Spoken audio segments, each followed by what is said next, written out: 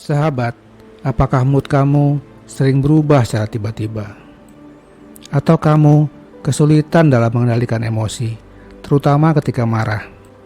Emosi kamu bisa meledak secara tak terduga, bahkan dalam situasi yang seharusnya tidak memicu kemarahan yang besar.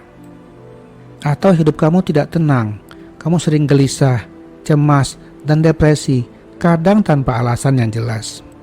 Hal ini bisa terjadi karena kamu memendam kemarahan yang dalam pada orang lain, atau bahkan kemarahan pada diri sendiri. Topik itulah yang akan kita bahas kali ini, termasuk bagaimana cara mengatasi masalah itu. Jadi, tonton video sampai habis ya, karena ini adalah hal yang sangat penting bagi kita. Selamat datang sahabat di channel Sukses Bahagia bersama Lesmana. Dalam hidup kita, mungkin kita pernah merasa terluka atau tersakiti oleh tindakan atau kata-kata orang lain. Atau mungkin juga kita pernah berbuat suatu kesalahan dalam hidup kita yang selalu kita sesali. Kemarahan terhadap orang lain maupun diri sendiri itu terus kamu pendam dalam hati kamu selama bertahun-tahun sehingga dia merusak kebahagiaan kamu. Menurut para ahli, memendam kemarahan dalam hati bisa menyebabkan beberapa efek negatif. Di antaranya, yang pertama, meningkatkan risiko gangguan kesehatan mental seperti gelisah, depresi, dan kecemasan. Yang kedua, orang yang memendam kemarahan seringkali mengalami perubahan mood yang tiba-tiba. Mereka mungkin tampak baik-baik saja sebelumnya, tapi bisa menjadi sangat marah atau tertekan ketika dipicu oleh situasi tertentu. Efek ketiga, mereka memiliki kesulitan dalam mengendalikan emosi, terutama ketika marah. Emosi mereka mungkin meledak secara tak terduga, bahkan dalam situasi yang seharusnya tidak memicu kemarahan yang besar. Yang keempat, orang yang memendam rasa marah pada diri sendiri cenderung memiliki perasaan rendah diri yang kuat. Mereka merasa tidak berharga, tidak kompeten, atau tidak layak. Selanjutnya, mereka seringkali melakukan kritik yang berlebihan terhadap diri sendiri. Setiap kesalahan kecil bisa menjadi alasan untuk merasa marah pada diri sendiri dan berbicara buruk tentang diri mereka sendiri.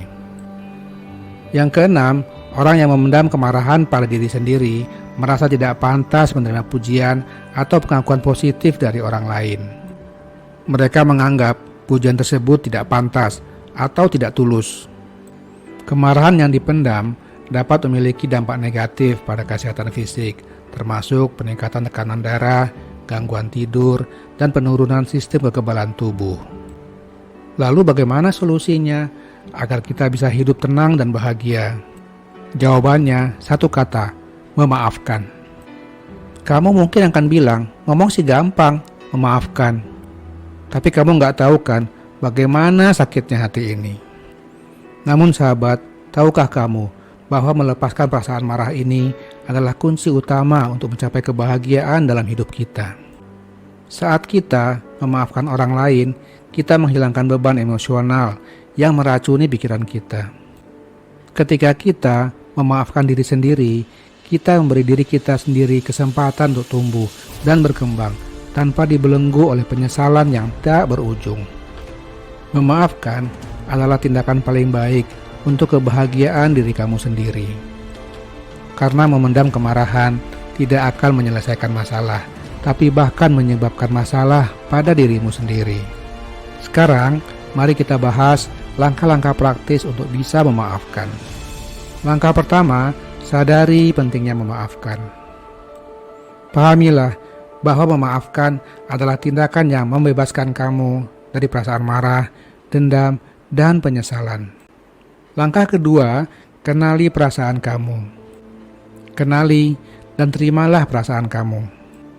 Jangan berusaha menyembunyikan atau menekan emosi kamu.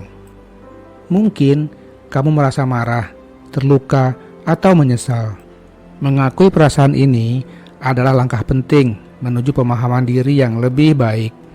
Langkah ketiga, refleksi dan pemahaman.